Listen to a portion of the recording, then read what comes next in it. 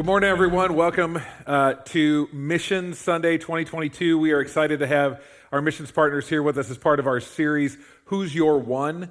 This idea of reaching those in proximity with us, those that God has put in front of us. And I realize not every one of you knows our missionaries, knows the partners well, and so I'm going to let them kind of introduce themselves by kind of giving us an update on what's new with your life personally, what's new with your family. So, Justin, we'll start with you, and just give us a quick update on the Kirkland family.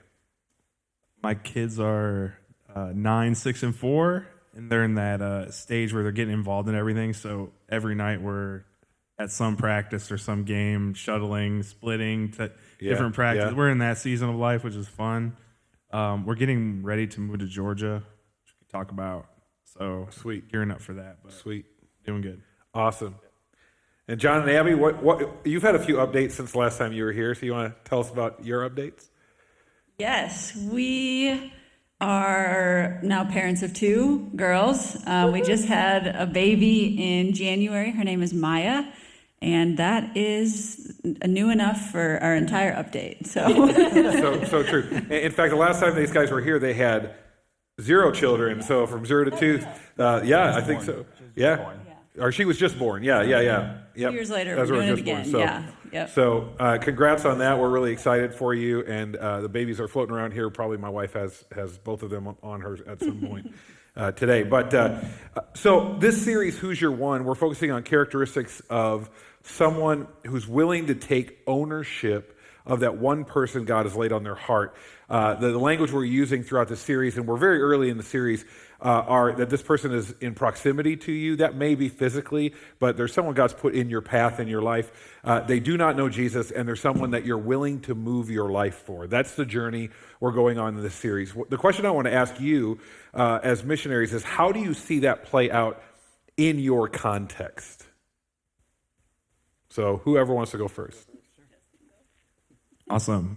So quickly, what we do at Casas por Cristo is we provide an opportunity for local foreign pastors and churches that are in some of the poorest communities in the world to go and to tangibly serve a family by building them a home. These families are living in shacks, have terrible living conditions, and almost all the time have a great spiritual need. So on that side of it, we're giving a pastor and a local church, individual people in that congregation, an opportunity to go after that one in their proximity in their community that they normally wouldn't have an opportunity to do so. So being able to build a home for them provides that open door for the one. And then on the group side of it, that we have plenty of volunteers that come down in the different groups that come that bring their one with them to do a build. So one of my friends, his name's Monty Houston. He's a pastor and was on our board. And I used to attend his church when he was pastoring in El Paso. And he would say to the room, there would be people in the room that were not Christians. He'd be like, I know what I'm talking about. It doesn't make a whole lot of sense to you, but just try it on and see how it feels.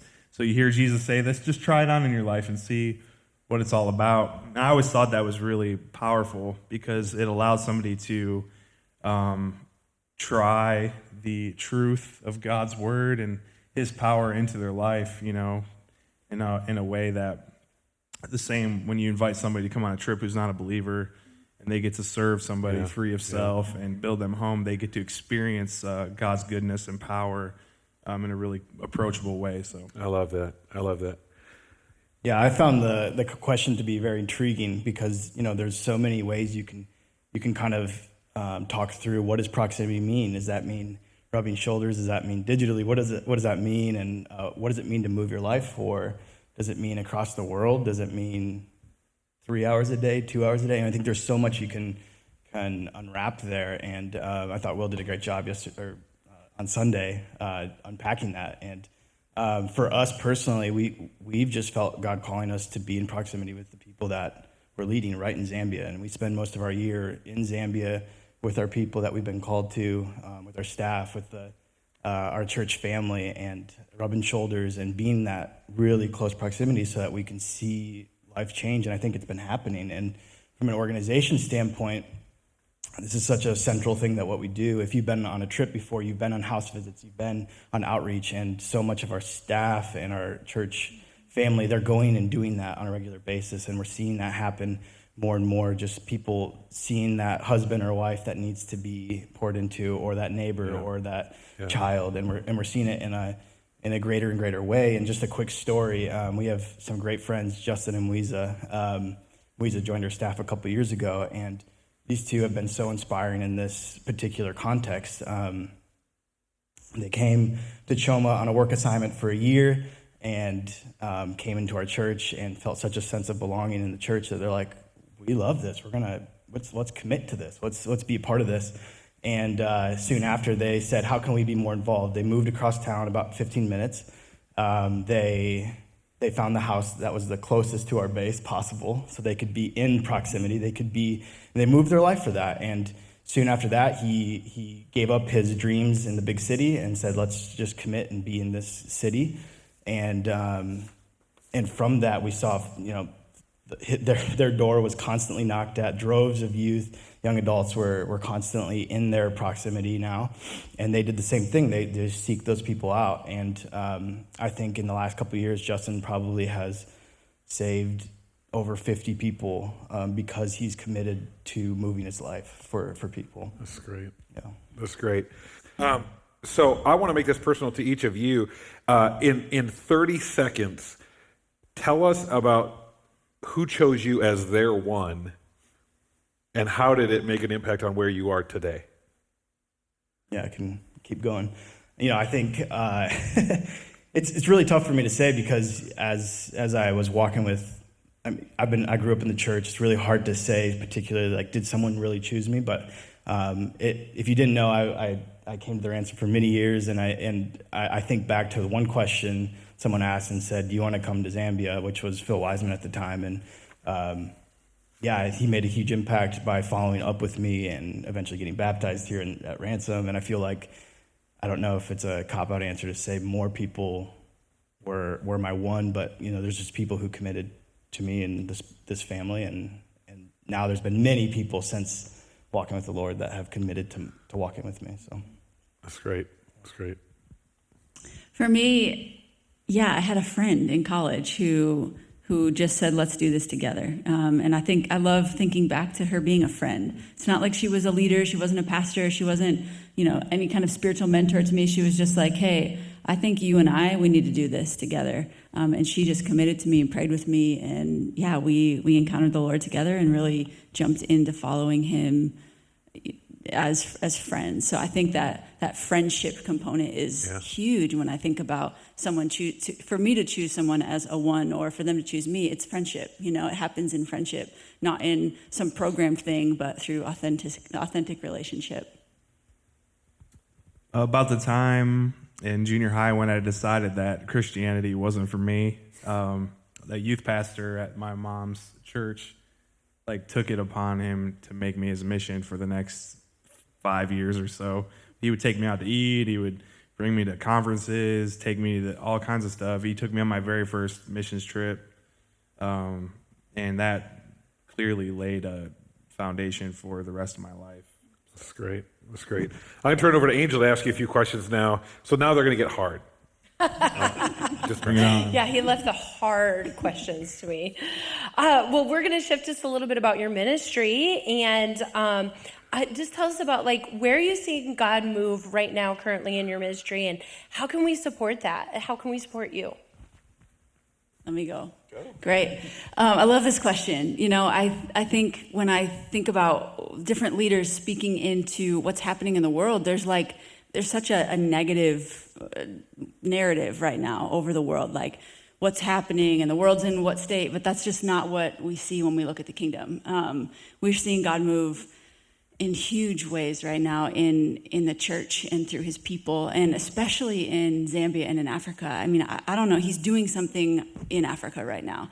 And so it's just such a gift to be part of it. One of the things that we really see him doing and speaking in our ministry is through training. You know, we have had so many people coming to want to get trained, want to get sent out, want to grow and encounter the Lord in big ways. If you've been around a little bit, you know we have an intensive training. It's 6 weeks, and we've recently just received like 35 to 40 applications from Choma, you know, not even, we've had more from around the world, but just from in our own community, we've had 35 to 40 people say, I'm going to lay down 6 weeks of my life because I want to encounter the Lord, I want to grow, and I want to be sent out on mission, whether it's to my community, my family, or another city or another nation. We've had so many people just saying, hey, sign me up, I want to be in on this. And so we just see God like raising this generation of people to be sent out on mission as ambassadors for his kingdom.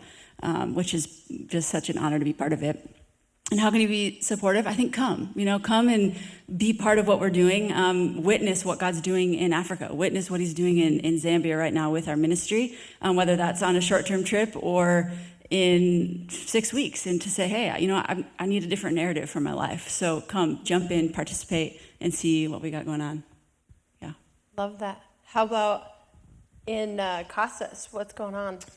We just finished our major infrastructure plan that we've had for 6 years or so. Yeah, it's taken forever. We have a no debt policy, so we can only do things as we get donations in. So we now have, you know, a $3.5 million facility debt free. But we needed that infrastructure in place because we kind of hit our ceiling on how much we could expand and grow because we didn't have a place for our team and personnel to grow. So we just finished that. We did a dedication ceremony for that last week, which was really awesome. And we're also seeing a really interesting time where there are a lot of different churches that are mission trip displaced because whoever they were working with during the pandemic shut down. This last year, we had our second largest year of new partnerships and new projects from those new partners ever, which is crazy to think in the season that we were in. So that's really exciting. We were able to still build 200 homes basically the last 2 years, and we're thinking that's going to be about 250 this year. So how can you come alongside of us? We were really trying to spring back to what we were doing in 2019 and before, to above 300 homes per year for families.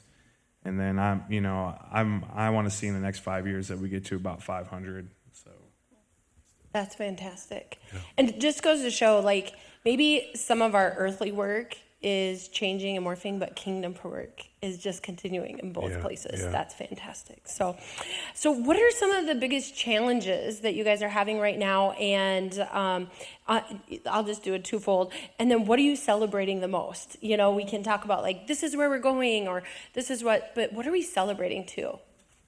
I think for us, challenges comes back to the last question with training. You know, we're just not doing enough training. There's so many people who are ready and interested, but we just haven't built enough programming, or we don't have enough funding or team to do that. And so that's a huge challenge is, okay, what does it look like for us going forward to meet that need and to provide training for the people who are ready and hungry and desiring to grow? What are we celebrating? Yeah, it's cool to hear that you guys have built a lot, because that's, for us too, it's been the last year or so we've seen a lot of change on our base. You know, we put a dining roof over, thank you, Ransom. We're building our coffee shop, renovating our coffee shop right now. We're going to build a pavilion. Like, there's a lot of change happening on our property. But I think what's the most to be celebrated is what we're seeing that's filling that. And, you know, I think something we're really learning to do is to see, or to do family well. We're starting to do team really well. And that's such a foundation of the kingdom, is to really do that with authenticity and deep connection. And it's not easy, but we're really starting to learn, how do we see the culture of the kingdom and belonging like Jesus did? I mean, that's how he did kingdom, is he created family. And so we want to learn how to do that in greater ways, and we are starting to see it. So that's just, we're celebrating that, and it's such a big deal for us, and we're excited to see that continue to take root in our community. Yeah. That's great. And one of the best ways, if you're really uncomfortable about this idea of identifying your one and doing all that, a short-term missions trip is a great place to kind of like try that on and go do this with these missions organizations and see what's happening on the ground. So we're going to talk about that a little bit more later. But let me ask one more question here. What's a piece of advice you would give to anyone listening about how this idea, how to actually live out this idea of taking responsibility for someone in your life? What advice would you give them? I would say, like, expect it to be hard. Expect there to be difficulty and problems, because anytime we're going to take the challenge of owning the spiritual life in the future and the well-being of another person, you're going to step into brokenness and sin and all kinds of stuff. We can't let that derail our commitment to the person. Yeah. I mean, it's crazy to me that so many people think, well, I'm going to start this thing and the Holy Spirit's going to be involved and they're going to get better, or whatever it is about their life. It's going to get hard and difficult. Don't give up. Like, commit to the ugly in the front end and expect it. And then when it does come, it won't catch you off guard and derail your commitment. And that's what I would say. So That's great. That's great. Yeah, I think right on top of that, it's like, how do you get through some of that gross stuff? It's listen to Jesus and hear his voice. Let him guide you through that process. Don't expect someone to be a Christian and act like one when they're not. Like, let them have their sinful life, because that's who they are at the moment, and that's okay. And be patient and consistent. Like, that was the biggest thing for me, is someone just that was consistently there every single time I needed someone to be there, and patient with me. So. Yeah, I always used to make God this promise when I was young that I would witness to anybody he would bring to me. And like, I didn't want the responsibility of going. And what I have found in life is I have to make room for people. I have to make the intentionality of creating the relationship and getting into, like you said, their mess with them in order to, really help someone. And really the thing that's going to give you the most credibility in their life is when you get in their mess as a real friend, and regardless of what spiritual decision they make, you remain a friend. And you're just willing to get into their life with them. But there is no version of the life that God has for you that doesn't include you getting into people's mess with them. And so thanks for sharing your hearts on that. So Thank you. You reminded me one time, you gave me advice of you have to manage your expectations of where they are and love them where they are. And that's part of serving for yourself too. That it's not just of this act of service, but loving them well is serving them well too. Yeah. So, gosh, how do we respond to this, right? The impact that you can have with these ministries today, because, right, we always want to give you an action step, like, what can I do today? As we talk about your one, Phil alluded it to already, is short-term missions. And how do we take that responsibility for proximity? We can do that by going on a short-term mission trip. And not only are you going to get, if you go on one of these trips, you're going to get immersed in walking with the missionaries, hand in hand with who they're walking with.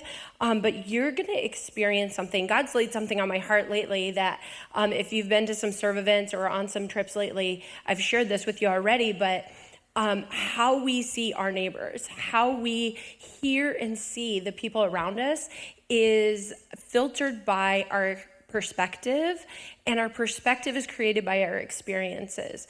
And so when you get to go on a trip like this, when you share or you experience some serving, it changes your perspective. You can't go on one of these mission trips and not be changed. It's not possible. Mm-hmm. And so to be able to open your eyes and hear and see the people that God put in front of you, if you need a shift in perspective, this is a great opportunity. And it's not about like, you don't have to do that, but it's a great way to do that by going on when, you guys experience when we bring people and you get to experience how God's just working in them while they're there. And when they come home, perspective is different. You can't help but have that. And so going on a mission trip will change your life. So we have some coming up. I'm going to give you an opportunity, but I'm going to give you the challenge, but first I just want to ask one more question. How does that help you in your ministry when we bring people to you on a short-term trip? Yeah, I think just as the body, we get to learn and grow from each other and witness. I mean, everyone's testimony, there's power in testimony. And so as we get to share and walk with people from the Ransom, and we get to hear your testimonies and see them shared in our community, the Lord actually does a new thing because he gets to inspire hope and bring change and transformation, maybe in something that you've walked in. Similarly, I think it's a way that people and testimonies in Zambia gets to inspire the same kind of awareness of who God might be, and it's different than we know. So I think we get to know God in different ways, which what more can we really want, right? I mean, obviously, the way that we work, it's impossible to do what we do without you being there. Our teams have been about half the size the last 2.5 years. It's been tough not having a full team to take all the work. So it's been a lot of hard work. But just imagine for a second you're a Dominican, Guatemalan, Mexican, Nicaraguan pastor, and some other brothers and sisters of the body show up and they say, our resources are your resources. Like, we believe in what we're doing. We know you're here. We know what you've been called to do, and we love it. We're going to come all this way to stand next to you and do it. I mean, man, do you see the power in that? Like, yeah, you could send a check, but that interaction, human interaction and support you can't place a value on that. So the uplift you give to people that are trying to do ministry in really hard places that, don't have resources and are all alone out there, you coming is essential to what we do on so many levels. So, Yeah, I a lot of people will get down on short-term missions because of the caricature that's out there about what, how trips have been handled poorly and things like that. The reason we partner particularly with these two organizations is because one of the things they do well is they are ministries that exist on the ground all the time, reaching the next one and the next one and the next one, and they allow us to step in for a moment and prop them up and be hands and feet in a moment where they need it. That gives those on the ground more opportunity. It's not us showing up saying you need Jesus and disappearing. It's us supporting people who are on the ground all the time. That's what's critical, and that's what you can be a part of. Absolutely. So now that you guys all want to go on a mission trip, I'm not going to give you all the details right now. You have 2 ways to get all that information. First way is in your see in front of you, there's cards, our next step cards. Just write missions on that, and we will follow up with you with all the details on trips that we have coming up with Casas por Cristo and our Love Choma trip with Poetice International. So that's really exciting. We have those coming up. The other way is if you go to our Church Center app and click on events, they both registrations for the next 2 trips are right there. If you're ready to go right now, and before you walk out the doors, you're like, okay, I have to commit right now, just pull out the Church Center app and click on that, and then we'll get your information and get you registered. Awesome. Well, I want to close our time together by praying over these friends of ours, and so I'm going to ask, as we do around here a lot, that you would just reach out your hand towards those on the couch. If you want to reach out towards me and Angel too, we'll take your prayers. But really, we want to pray for these guys as they minister, and it's my privilege to just pray over them. So Heavenly Father, would you bless our friends in their mission to reach the next one and the next one, in their mission to reach those that you've put them in proximity with, which is in a place that we don't live, and yet those people matter. God, would you help Choma become as real to us as our own neighborhoods? Would you help Guatemala and Nicaragua and Juarez and just these places all over that area of the world that Casas is expanding into? Would you help them become as real to us as our own neighborhoods, as our own neighbors? And one of the best ways to do that, Lord, is that you would call people to go on trips and actually see it for themselves. So even now, would you plant the seed in the heart of those who need to be on the next Choma trip, who need to be on the next Casas trip, be in the hands and feet of Christ in these moments. We thank you that you don't just care about the one here, you care about the one there, and you don't just care about who's close to me. You care about who's close to everyone. God, I thank you for entrusting us with your mission, for entrusting us to be your hands and feet everywhere we go, Lord. And I pray that maybe there's some people in here, they don't feel called to missions at all, but they're a missionary in their own community. And I pray that even now, as we wrestle through the series, the person that is supposed to be the one they move their life for would pop into their mind, would pop into their heart, and they would not be able to get them out of their mind, Lord. Because of the time we spent here together today, I pray that people in Choma, people in all these different locations with Casas, and people here in Sioux Falls, South Dakota, in Rock Rapids, and everywhere we get to minister, that there would be people in the kingdom because you're putting one person on each of our hearts. We love you and we trust you with this in your name. Amen.